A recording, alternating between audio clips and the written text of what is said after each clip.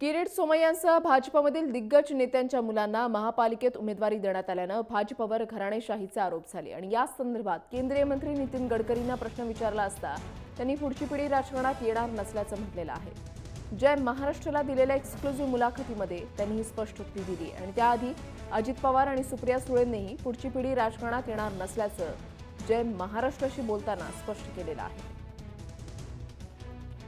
माझ्या घरातला कोणी मुलगा, माझी मुलगी, माझी बायको हे कोणी पण राजकारणात शब्द बोलत नाही आणि कधी तिकीट मागणार नाही। आणि माझा असा एक डाव टाकला होता काही लोकांनी की माझ्या मुलांनी युवा मोर्चाचं काम करावं, त्याला अध्यक्ष करायचं म्हणून। तर मी सांगितलं एका अटीवर मी तयार आहे की माझा राजीनामा घ्या, मी घरी बसतो आणि याला अध्यक्ष करा। त्यामुळे मी जोपर्यंत आहे तोपर्यंत माझ्या परिवारातला कोणी येणार नाही आणि मला याची खरोखर चीड आहे।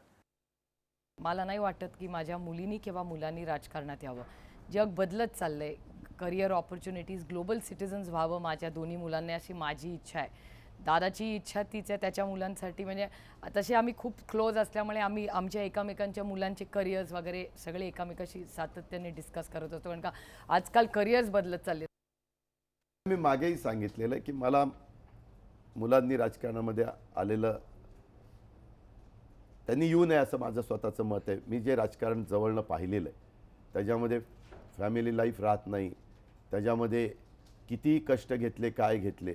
मी तुम्हाला आज देखील सांगतो की गेल्या अनेक वर्षामध्ये आमच्या पिढीमध्ये काम करत असताना सर्वात सकाळी लवकर उठून काम करणारा कोण राजकीय व्यक्ती आहे ह्याचा जरी माहिती घ्या, किंवा कोण जास्तीत जास्त वेळ देतो, कोण वेळेला महत्त्व देतो, कोण एखाद्या विषयामध्ये लक्ष घातल्यानंतर तो विषय तडीला नेतो, कोण त्याच्यामध्ये उगीचच घोंगडं भिजत ठेवत नाही, त्याच्यातनं वेगवेगळ्या लोकांशी चर्चा करून अंतिम निर्णय घेऊन लोकांना रिझल्ट द्यावे लागतात, तशा पद्धतीनं काम करायचं असतं असं माझं मत आहे। अर्थात प्रत्येकाची मतं वेगळी असतात, व्यक्ती तेवढी मतं असू शकतात आणि त्याच्यामुळं ह्या संदर्भात आता आमची चौथी पिढी, कारण आमच्या बाई म्हणजे ज्यांना आम्ही आजींना आम्ही बाई म्हणायचो, त्या लोकल बोर्डाच्या पहिल्या मेंबर होत्या त्या काळामध्ये। त्याच्यानंतर पवारसाहेब आले, त्याच्यानंतर मी सुप्रिया आलो आणि आता रोहित त्या ठिकाणी येतो। ज्यांना आवड आहे त्यांनी त्या ठिकाणी यावं। आम्ही मुद्दामहून तुम्ही राजकारणात आलंच पाहिजे असं आग्रह आमच्या पवार फॅमिलीमध्ये आम्ही कुणाला करत नाही।